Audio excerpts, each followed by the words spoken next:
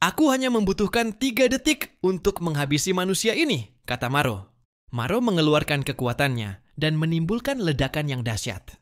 Aku merasakan ada beom yang kuat. Apa itu Hupo? Tidak, itu terasa sedikit berbeda darinya. Apakah beom sudah menyelesaikan persiapan mereka untuk berburu? Kalau benar kita tidak punya banyak waktu. Kita harus cepat, Zeha. Kemudian Haru terus melatih Zeha. Ayo, kita tidak punya banyak waktu lagi. Baiklah. Harusnya itu sudah lebih dari cukup untuk membunuhnya. Tapi ternyata Dogeon masih selamat, walaupun mengalami luka yang parah. Ah, tubuhku, Dogeon mengeram kesakitan. Kyungsu? Dogeon memeluk tubuh temannya sambil menangis. Akan kuhabisi setiap beom di luar sana. Waktu terus berlalu hingga 3 bulan kemudian, di distrik 3 Shinsi. Seseorang berlari sambil berteriak. Cepat ini sih sudah sangat berbeda dari Intel. Tak ada siapapun yang bilang padaku. Kalau peluru dan pisau tidak mempan untuk mereka. Hei, kukira kau itu sedang memburu kami? Biar ku tunjukkan padamu bagaimana berburu yang benar. Ketika beom itu ingin membunuh pria itu, tiba-tiba Zeha dan Haru datang. Zeha langsung menebas tangan beom itu hingga putus. Para beom itu pun kaget. Aku melakukannya. Aku benar-benar bisa melukai beom. Jadi ini rasanya memotong daging. Sangat berbeda dari menembakkan pistol. Ucap Zeha. Tenangkan dirimu, Zeha. Ambil nafas dalam-dalam dan lihatlah dengan benar. Mereka cuma biom kelas rendah. Ucap Haru sambil menenangkan Zeha. Jangan lupakan alasan kenapa kau bertarung melawan beom. Ketiga beom itu pun langsung menyerang Zeha. Dan terjadilah pertarungan. Antara Zeha melawan 3 beom. 2 beom berhasil Zeha tebas. Ketika beom ketiga ingin lari, tiba-tiba kepalanya hancur kena peluru. Zeha pun kaget. Ternyata beom itu telah ditembak Dogeon. Aku tak tahu kalau masih ada orang di distrik 3 ini. Maaf kalau aku menakutimu. Siapa engkau? Tanya Haru. Kurasa tak ada gunanya berbagi nama di dunia yang sudah kacau ini. Tapi ya, aku Dogeon. Kalau kalian berdua siapa? Kau berbau beom. Apa kau ini manusia? Tanya Dogeon sambil menodongkan senjata ke arah Zeha. Karena keadaan sudah menjadi tegang. Haru pun langsung masuk sambil tersenyum dan berkata, biar ku perjelas, kami hanyalah seorang pemburu beom. Ini hanyalah bau parfum beraroma beom. Kami gunakan saat kami melakukan perburuan. Jadi kalian berdua pemburu beom? Apakah memburu beom hanya dengan pedang itu? Apakah kau pernah mendengar tentang beom yang bernama Maro? Atau Bulti? Tanya Dogeon. Kami hanya tahu beom yang bernama Hupo. Untuk beom yang kau sebutkan itu, kami tidak mengetahuinya. Jawab Zeha. Kalau begitu kalian akan kuberi tips sebagai tanda. Permintaan maafku karena sudah menodongmu tadi. Sampai jumpa lagi. Itu jika kita semua masih tetap hidup. Ucap Dogeon sambil pergi. Sepertinya dia juga mengejar beom tertentu. Kita juga harus bergegas sebelum matahari terbenam. Ucap Haru. Kau lihat ini, Haru. Ini 100 juta won? Tak kusangka aku bisa menghasilkan uang sebanyak ini. Itu kan masih kurang setengahnya untuk membeli pedang yang layak. Setiap kepala beom dihargai 50 juta won. Sejak Hwan Wong mengumumkan akan memberi hadiah bagi mereka yang berburu beom, semua orang jadi berbondong-bondong untuk jadi pemburu beom. Benar, pedang jelek ini bahkan menghabiskan 100 juta won. Ucap Zeha. Coba lihatlah pedangmu. Itu sudah mencapai batasnya setelah berburu 3 beom. Pedangmu akan langsung hancur jika kau menggunakannya sekali lagi. Saat Zeha dan Haru sedang berjalan terdengar berita bahwa museum telah diserang. Beberapa staf telah tewas. Itu dia. Kita harus membuatnya menjadi milik kita, ucap Haru. Maksudmu, kita harus menculik penyiar berita itu? Kau berencana menculik mereka? Tanya Zeha kaget. Tidak, kau melihat di tempat yang salah. Aku itu sedang bicara tentang pedang. Apa itu pedang dari zaman kuno? Kita akan berakhir di jeruji besi jika tertangkap telah mencurinya. Zeha dan Haru pun langsung bergegas ke museum. Tanpa Zeha dan Haru sadari, ternyata di dalam museum ada pemburu, beom yang sedang terdesak karena menghadapi beom yang sangat banyak. Pandangan para beom pun teralihkan karena mendengar suara Zeha dan Haru. Oh, itu dia, pedang zaman kuno. Suara apa itu? Tanya Zeha. Bersiaplah Zeha, beom telah datang. Aku masih bisa melawan 1 atau 2 beom. Dan muncullah beom kelas bawah dengan jumlah yang banyak. Haru langsung mengeluarkan kekuatannya dan membuat jaring untuk menahan beom-beom itu. Karena beom itu terlalu banyak, Zeha pun langsung mencabut pedangnya dan langsung menebas para beom itu. Oh tidak, pedangku. Karena pedang Zeha sudah mencapai batasnya, pedang itu pun patah. Karena beom yang terlalu banyak. Haru pun tak dapat menahannya lagi. Alhasil Haru pun terlempar. Karena sudah terdesak dan tidak mempunyai pedang lagi, Zeha pun langsung mengambil pedang kuno yang ada di museum itu. Aku tak tahu berapa lama pedang ini akan bertahan. Tapi ku mohon tunggulah sampai aku menyelamatkannya. Haru, aku datang untuk menyelamatkanmu.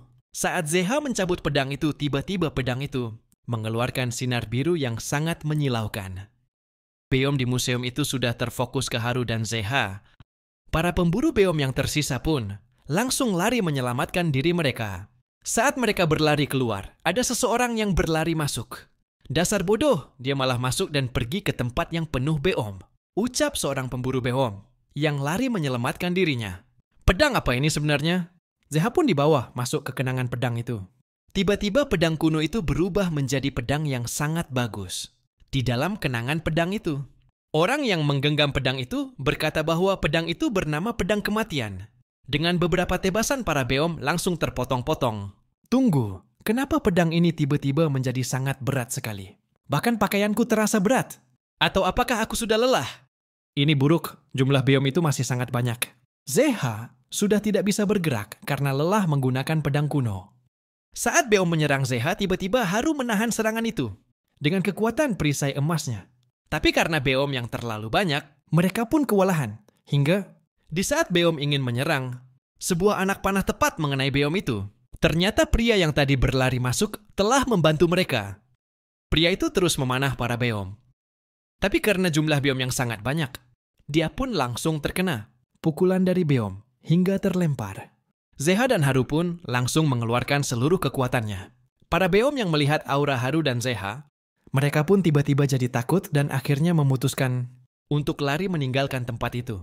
Akhirnya kita selamat. Menurutmu siapa ya pria misterius ini? Kita harus membawanya keluar karena dia sini berbahaya. Saat mereka ingin keluar, tiba-tiba datang tim 7 yang disebut juga Tiger Butterfly. Rupa-rupanya mereka ingin mencuri hasil buruan Zeha dan Haru. Karena tidak terima, Zeha pun langsung melawan dengan menggunakan sisa kekuatannya. Zeha hampir membantai mereka tapi tiba-tiba tubuhnya langsung lemah. Pedang kuno itu terlalu banyak menyerap kekuatan Zeha. Di saat anggota tim 7 ingin menembak Zeha, datanglah Dogeon langsung menyelamatkan Zeha. Bahkan pencuri profesional pun tetap menjaga sopan santun satu sama lain. Dan kalian baru saja melewati batas itu di sini. Kalian tidak memberiku pilihan selain ikut campur, kata Dogeon. Karena takut akhirnya anggota tim 7 langsung keluar dari tempat itu dengan sangat terpaksa. Terima kasih telah menyelamatkan kami, ucap Zeha. Tidak perlu berterima kasih. Aku hanya membalas jasamu dan permintaan maafku karena menodongmu waktu lalu. Sekarang kita impas, kata Dogeon. Karena sudah kehabisan tenaga, Zeha pun langsung pingsan. Karena sudah waktunya istirahat, mereka pun pergi ke rumah Zeha. Di saat mereka mengobrol, tiba-tiba pria yang pingsan itu pun tersadar. Di mana aku? Apa yang terjadi dengan beom di museum? Apakah ada di antara kalian yang melihat seorang gadis di sana? Dia sangat mirip denganku. Dia tinggi, rambutnya dikepang, dan mengenakan gaun biru. Ucap lelaki itu, jika engkau mencari seseorang, kau seharusnya tidak berharap untuk menemukannya di tempat yang penuh dengan beom. Tapi aku mendengar desas-desus bahwa dia akan muncul. Beom yang mengenakan atasan merah dengan tato di belakang lehernya. Ucap lelaki asing itu, tunggu, apa beom yang kau bicarakan memiliki luka di mata kanannya? Aku juga mencari dia, ucap Dogeon. Baiklah, aku akan pergi sekarang. Terima kasih telah menyelamatkanku. Oh ya, namaku Juan. Tolong beritahu aku jika kalian menemukan saudara perempuanku. Sebelum pria yang bernama Wan itu pergi, Zeha memberikan bekal makanan untuknya. Sementara itu di sudut malam yang sunyi, terlihat tim 7 yang juga disebut Tiger Butterfly sedang berusaha menahan pasukan beom yang sangat banyak. Tapi tanpa mereka sadari ternyata di situ ada beom peringkat atas. Alhasil mereka pun dibantai oleh para beom kelas atas. Mari kita lanjutkan ke distrik selanjutnya. Kalian semua bersiaplah sampai tembok itu runtuh. Maro dan Bulti, kalian berdua lakukan pengintaian di distrik 7. Ucap pemimpin para beom yang bernama Hupo. Taklukkan distrik yang dipercayakan kepada kalian sebelum matahari terbit. Di saat Maro dan Bulti lagi mengintai di distrik 7, tiba-tiba datang orang yang tak dikenal sambil berkata, "Kalian pasti membenci manusia, kan? Itu sebabnya aku datang untuk membuat penawaran yang akan menguntungkan kalian." "Bulti, kita tidak punya banyak waktu untuk meladeninya," kata Maro. Tanpa ragu kedua beom itu pun langsung menyerang pria misterius itu. Tapi tanpa diduga, pria misterius itu langsung membuat kedua beom kelas atas itu tak berkutik. Aku di sini hanya membuat penawaran untuk kalian. Apa kalian ingin mendengarnya? Ucap pria misterius itu. Sementara itu, di markas besar pemburu beom yang bernama Tiger Butterfly. Mereka melihat rekaman di saat kejadian di museum, saat Do-gyeon menyelamatkan Zeha dan menodongkan senjata ke anggota mereka. Bawa mereka kepadaku, jenis bakat mereka sangat dibutuhkan oleh Tiger Butterfly kita, ucap komandan dari Tiger Butterfly, yang bernama Dong Cheol.